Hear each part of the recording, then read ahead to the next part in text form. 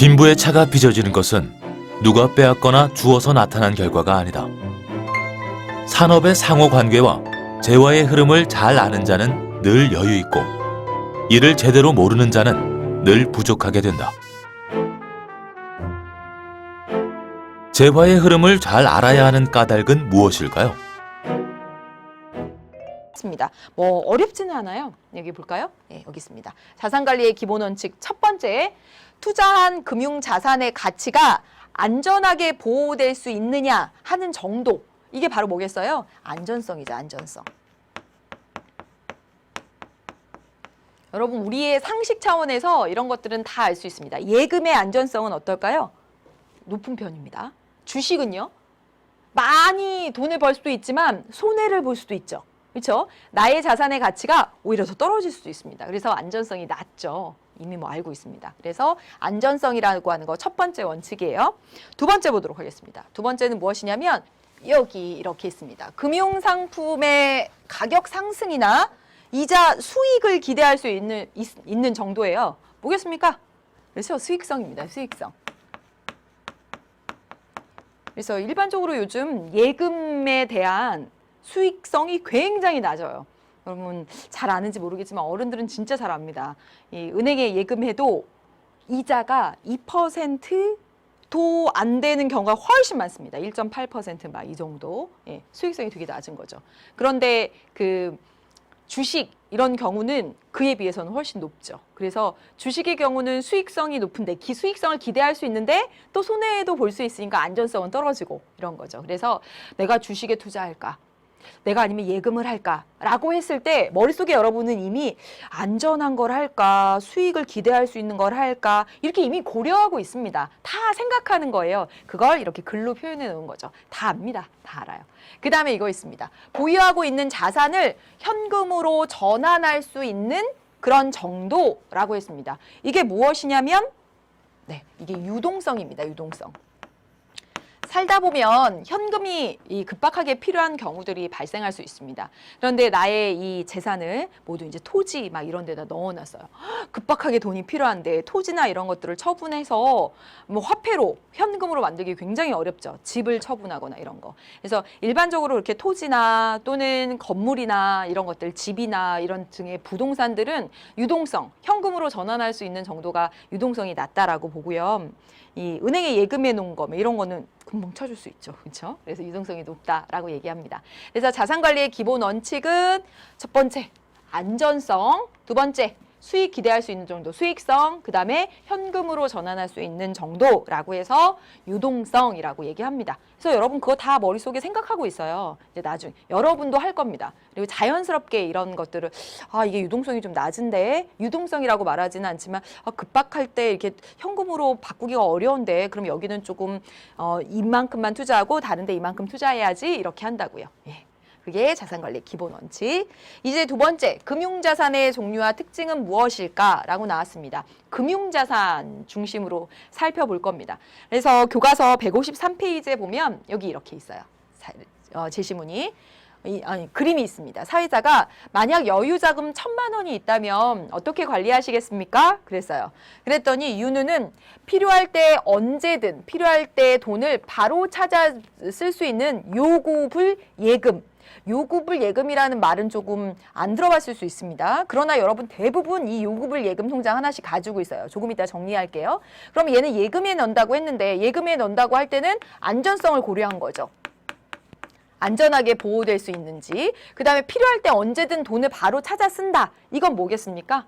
유동성이 굉장히 높은 거죠. 현금화할 수 있는 거. 유동성이 굉장히 높은 걸 고려했음을 알 수가 있어요. 전 안전이 제일로 중요해요. 3년 만기로 정기 예금에 넣어둘래요. 예금입니다. 예금은 안전성이 높잖아요. 그 다음에 수익 내는데 최고는 역시 주식이에요. 주식. 돈을 벌려면 위험도 감수해야 되죠. 라고 얘기하고 있어요.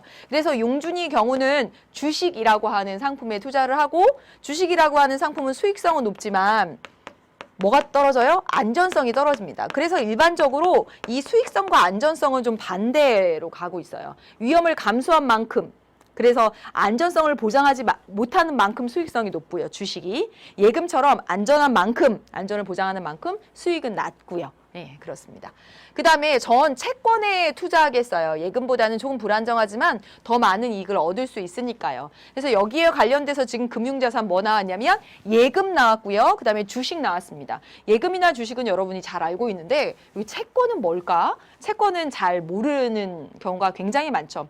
사실 성인들도 채권에 투자하거나 직접 투자하거나 이렇게 많이 보지는 않았을 수도 있습니다. 그래서 뭐든지 경험하면 진짜 아무것도 아닌데 주식도 마찬가지고요. 예, 들어는 봤는데 이게 어떤 원리인지 싶기도 하고 그럴 겁니다. 그래서 지금부터 예금, 주식, 채권 등에 대해서 차근차근 살펴보도록 하겠습니다.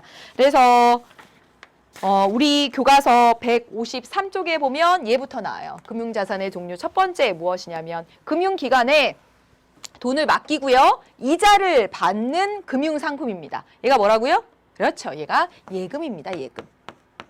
그래서 수익은 어디서 발생하냐면 이자 수익에서 발생해요. 근데 굉장히 안전한 대신 수익성이 낮다고 했습니다. 예.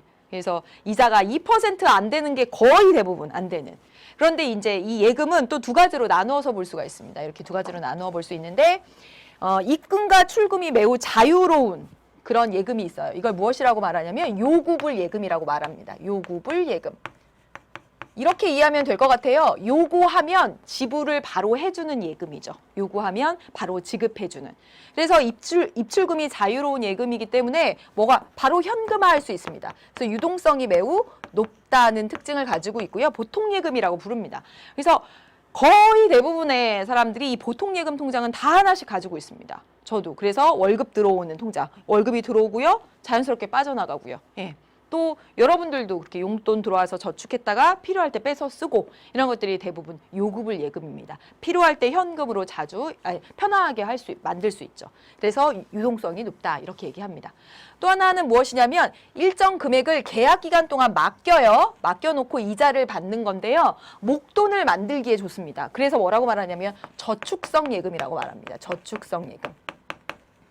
이 저축성 예금에는 두 가지가 있습니다. 정기 예금이 있고요. 정기 적금이 있습니다. 저도 이 어려서는 얘 구분 못했어요. 적금 넣어야지, 예금 해야지.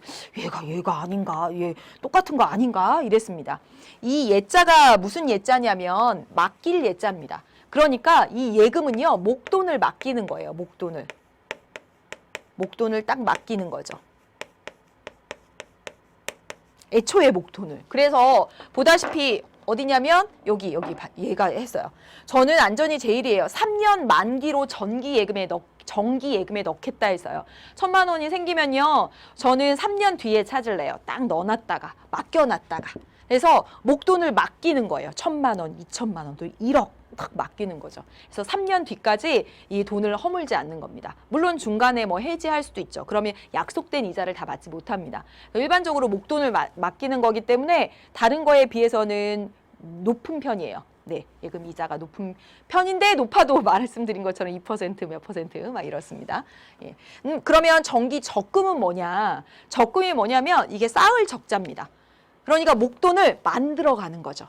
나 한 달에 50만 원씩 3년 동안 넣을 거야. 3년 동안 이렇게.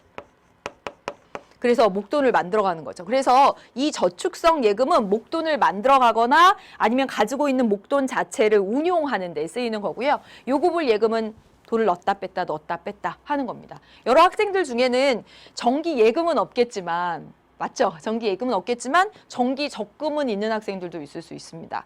아르바이트를 하거나 아니면 용돈을 좀 받아서 그중에 5만 원씩은 매달 이렇게 1년으로 5만 원씩 넣어가지고 목돈을 만들겠다. 여러분 입장에서.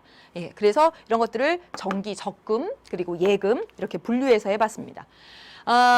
이제 예금에 대해서 이렇게 분류해서 했고 예금, 적금 이런 것까지도 알아둬야 돼요. 이게 참 자연스럽게 아는 건데 공부를 하니까 이상하네요. 예. 근데 우리가 이제 성인이 돼서 이렇게 월급을 받고 돈을 모아가면 예금만 다 하면 안 돼요. 왜 그러냐면 바로 이런 원칙입니다.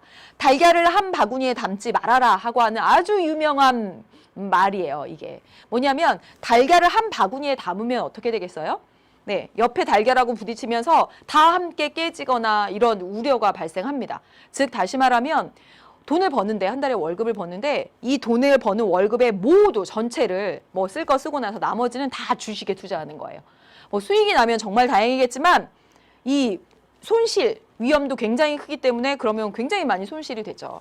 그러니까 이 말의 의미는 무엇이냐면 예금에도 일정 부분 한 30만 원짜리 적금도 들고 그다음에 주식도 투자하고 이렇게 나누어서 분산 투자하라는 의미, 분산 투자라는 의미를 달걀을 한 바구니에 담지 말아라. 하나의 막 올인하지 말고 나눠서 분산 투자해라 라고 하는 개념입니다.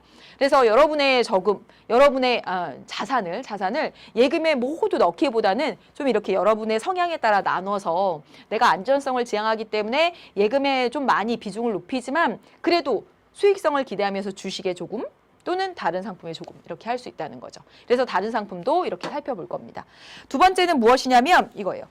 주식회사가 사업 자금을 조달하기 위해서 발행하는 증권으로서 회사 소유권의 일부를 주주에게 주는 증표라고 되어 있습니다. 이런 거 뭐예요? 이게 바로 여러분 주식입니다. 주식. 여러분이 나중에 회사를 차리잖아요. 회사를 차리면 정말 많은 돈이 필요해요. 그래서 예를 들어서 10억이라고 필요합니다. 그래서 여러분이 그간 모은 자금으로 2억을 넣었어요. 예, 은행에서 대출도 했어요. 3억. 대출도 했습니다. 근데 나머지 돈은 어떻게 할까요? 주변 사람들한테 좀 빌렸습니다. 빌릴 수도 있어요. 근데도 다 채워지지 않았어요. 그랬을 때 뭐냐면 주식을 발행하는 겁니다. 주식을 발행하는 거죠. 이 주식은 무엇이냐면 여러분들도 같이 회사의 주인이 되는 겁니다. 그래서 수익이 나면 같이 나누자고 이렇게 하는 겁니다. 수익이 나면 같이 나누는 거죠. 주인이니까. 그래서 이 주인으로서 주주들이 회사에 투자를 하고 수익이 나면 같이 나누고요. 수익이 안 나면 그 위험을 감수하는 거죠. 그게 바로 주식입니다. 주식. 그래서 그 주식에 따른 이익은 어떻게 나타날 수가 있냐면 두 가지로 나타날 수가 있어요. 뭐냐면 이익을 배당받거나 시세 차익. 이 두 가지로 나타날 수가 있습니다. 즉 여러분이 유명한 S전자의 주식을 사서 주주가 되었습니다. 그러면 S전자가 1년 동안 이렇게 막 사업을 했어요. 네, 수출도 하고 막 했습니다. 그래서 이익이 나잖아요. 그러면 그 이익의 부분들을 여러분이 가지고 있는 주식의 양에 비례해서 이렇게 수익을 같이 나누는 거죠. 그래서 이 배당은 여러분이 주인이니까 그 회사의 주주로서 소유권을 그 주식에 해당되는 만큼 가지고 있으니까 수익을 나눠 가짐으로써 나눠서 배당이라고 하는 이익을 가질 수 있고 또 하나는 시세 차익입니다. 얘를 진짜 제일 많이 하는 거죠. 네. 뭐냐면 여러분 혹시 엔사라고 인터넷 그 포털 사이트에 아주 유명한 그 엔사가 있습니다. 엔사에 제가 10년 전에 이 엔사의 주식을 봤어요. 주식 가격이 20만 원대더라고요. 20만 원대. 10년 전에. 20만 원대인데 지금 70만 원대까지 되어 있습니다. 그 사이에 등락을 계속 거듭해 왔죠. 뭐 20만 원이었다 30만 원 갔다 다시 28만 원 떨어졌다 30몇만 원 됐다 40만 원 됐다 또 떨어졌다가 계속 이렇게. 그러면 그 과정에서 쌀 때 샀다가 비쌀 때 파는 이런 것들을 그게 보통 말하는 주식 투자라고 합니다. 시세 차익을 생각하는 거죠. 그래서 쌀 때 잘 들어갔다가 비쌀 때 이렇게 딱 팔고 나오면 시세 차익이라고 하는 이익을 얻는 것이고 그다음에 계속 올라갈 것 같아 라고 해서 샀다가 계속 이렇게 떨어지게 되면 그래서 과거에 우리 이제 중국하고 사이가 사드 배치 때문에 사이가 안 좋았을 때 중국과 관련된 사업을 하는 업체들이 막 이렇게 떨어졌잖아요. 예.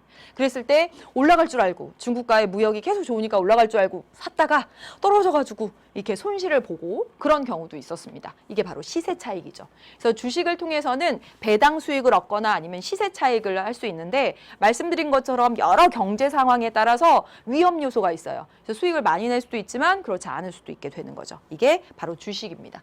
그래서 여기 주식 가격 표시기하고 나와 있습니다. 여러분 154페이지에 나와 있고요. 가운데 보면 코스피라고 나와 있습니다. 코스피 지수.